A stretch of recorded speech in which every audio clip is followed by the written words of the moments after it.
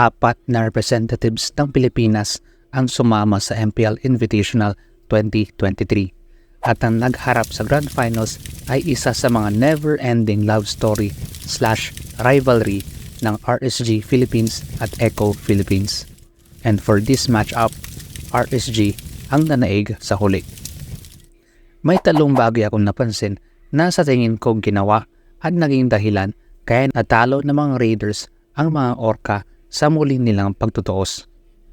Kaya stay tuned up until sa end ng video para malaman mo gaano konektado yung tatlong ito sa pagkapanalo ng RSG. Ang number one na dahilan is compatibility. If there is one team bukod sa Echo na aggressive maglaro, team fight-oriented ang playstyle at mahilig sa pick-off, RSG ang team na dapat mong tingnan. Very similar maglaro itong dalawang ito, and kung titingnan mo yung Echo from MPL Season 11 to MPL Season 12 and coming into MPLI, though may mga lapses nila, ito yung nakikita kong peak performance nila. Pero despite that dominating aura, of all the teams na nakalaban ng Echo, I believe RSG yung team na talagang tinik sa lalamunan nila. Kung merong mang team na kayang pagpawisan ng Echo, RSG yun. And in every sport, meron talaga na kahit sobrang lakas ng isang team, may opposite team talaga na pwede mong sabihin na kryptonite. And I believe RSG ang kryptonite ng Echo, which may kita mo sa matchup history ng dalawang koponan na ito from MPL Philippines Season 11 up until MPLI 2023. Sa 8 times nagharap itong dalawang ito, may kita mo na in terms of compatibility, for some reason maganda yung track record ng RSG kapag Echo yung katapat nila. 4 wins and 4 losses sa Echo, that's not bad. Very crucial na i-factor natin ang compatibility sa pagkapanalo ng isang team kasi in every sports, may times talaga na yes, physically and mentally prepared ang isang team, but because of the tournament guidelines or match pairing, minsan isa yun sa magdidikta para manalo ang isang team. Siguro in an ideal world sa MPLI, kung natalo ng Bren ang RSG, baka manalo ang Echo sa Bren or mas makakapalag ang Echo if ever sila yung nagharap sa Grand Finals. Ito yung something na hindi kayang may paliwanag ng siyensya pero sa competition, compatibility is real para manalo. For number 2, bigyan natin ng pansin yung draft. For me, very controversial especially yung draft ng bawat kuponan, especially sa games 1 and 2, pero baka may dahilan bakit ginawa. For example, sa game 1, nang pick ang RSG ng kakabuff ng 1-1. Personally, kung gusto mong counterin or sagutin yung 1-1, kuha ka ng burst type heroes, which tama lang yung Valentina. Pero medyo nawildohan ako bakit ang pinangsagot ng Echo sa buff na 1-1 is Claude. Like, open ang Iritel and isa ang Iritel sa magandang sagot sa 1-1.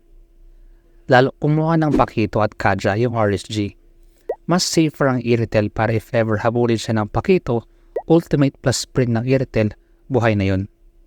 Pero siguro kasi pro yung mga yan, ang speculation ko, maybe during their scrims, mas effective yung Claude kaysa sa Iritel na pangsagot sa 1-1.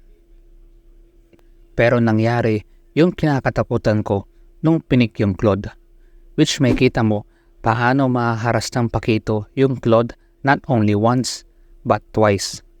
Therefore, in terms of clash, hindi makakadish na magandang damage ang Echo kasi wala na yung Claude.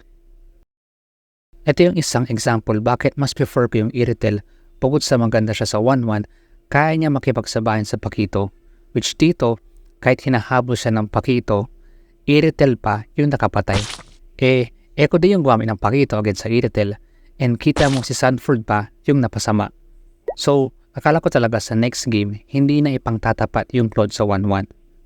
Pero pumasok yung game 2, RSG naman ngayon yung kumuha ng Claude against sa 1-1. So sa isip ko baka nga para sa mga pros, instead of Iritel, Claude yung ginagamit na pangsagot which magandang haras siya sa Minotaur. Pero same scenario sa game 1, mas umangat yung 1-1 kaysa sa Claude. Kaya dapat ba instead of Claude, Iritel yung sinagot sa 1-1? Well, wag lang natin tignan sa Marksman. Tingnan din natin yung mga pinares sa Claude, bakit mas prefer siya. For example, sa Game 1, mas prefer nila Claude kasi against sa lineup ng RSG, maganda ang Claude pangharas, especially sa Mortis, and hindi naman may hirapan yung Claude kasi may Arlott, Phoveus, at Fredrin para i-protect siya. So justified talaga yung Claude ng Echo sa Game 1. Sa Game 2, bakit Claude for RSG? Kasi magandang pangharas yan sa Minotaur, Benedetta, at Fredrin. And hindi naman siya mahihirapan sa 1-1 kasi may Angela siyang kasama. Siguro hindi nakuha ng bawat koponan yung gusto nila kasi mas nangibabaw yung losing condition ng bawat koponan. For example, sa RSG, kung hindi tumaba yung Claude nila, wala silang damage kasi sustain yung draft nila. Or, kung na-isolate yung Claude ng Echo sa Game 1, makakapasok yung Pakito para harasin siya.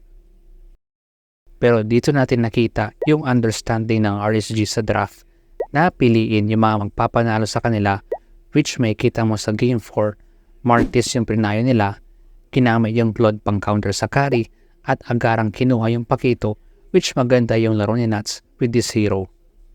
Which may kita yung resulta, kapag na-pick ng RSG yung mga heroes na ito, hirap ang Echo. Pero kung merong mang nang stand out sa pagkapanalo ng RSG, bukod sa compatibility and understanding sa draft, is yung impact ng explainers. At sa mashup na ito, mas may hulog yung performance ni Nats kaysa kay Sanford, which nakita mo sa Game 3 yung box out ng Yuzong sa mga heroes ng Echo. Though plano ni Sanford mag-split push, medyo maaga yung push na yun kasi sa first 12 minutes may holy defense pa yung mga inhibitor turrets, so sayang lang yung push kay Sanford. Pero mas may impact yung galaw ni Nats, especially kung pinares mo ng mga sustain heroes, syempre, i-maximize ni Nats yung mga ganyan na box out. Nakakatakot yung mga ganyan na box out kasi kahit core ka or marksman, maiilang kang lumapit para kumuha ng objectives or kills kasi ikaw yung mapupok sa damage. Which may kita mo kaano nahirapan si Cortese at Benecutie dahil lang sa zone ni Nats.